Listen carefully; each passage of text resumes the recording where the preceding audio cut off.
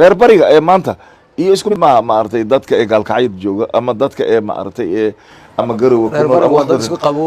iska qabo boowe maartay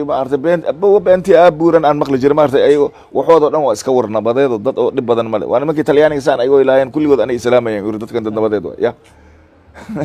oo qoraxda inaa ka haysa laakiin dhinacan laakiin waxa waaye waa yani salaantooda xataa dagaal way adiga ayagoo hees jacayl qaaday maartay adiga weligaa nin saaxiibka ii sheekay Allah oo naxariista Bashiir Ibrahim wuxuu yiri nimankaas meeshan riwaayadkeena u yiri kooxa soo fuushay wuxuu yiri nin hees jacaylan qaaday aniga kooxdayda intuu yiri waxa la yiri way ku soo dhaw markaas yiri muusikiya la bilaabo markii la tumay markaas uu ninkan asagoo aad moodid inuu ninkan hujum uu qaaday inuu jacaylku qodax yahay aniga ku roogsaday war aniga ku roogsaday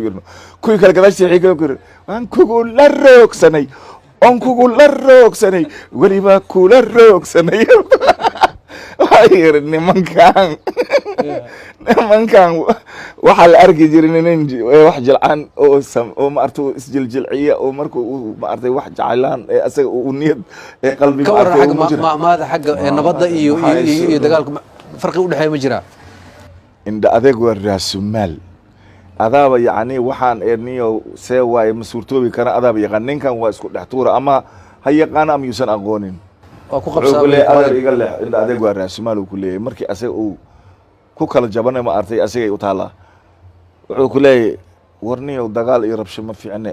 ninka ragga walaalkaaga ma iska yani nabad kula noolaad warniyo iga tag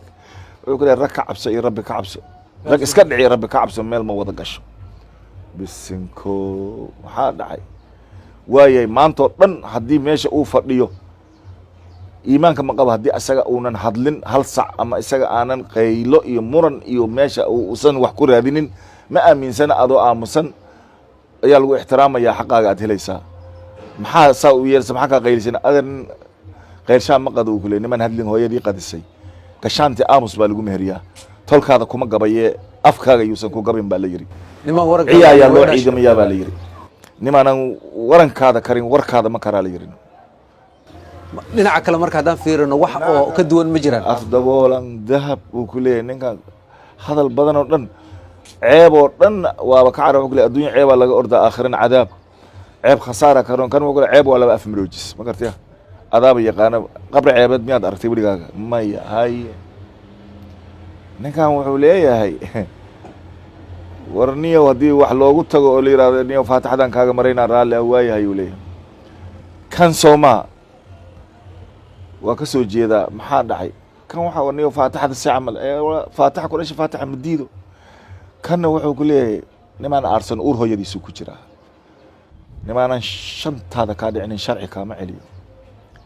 yani waxii oo dhan waa cunfi xataa cadaalad darada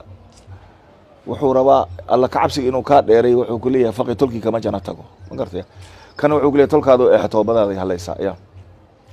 xagee marka farqiga u dhaxeeyo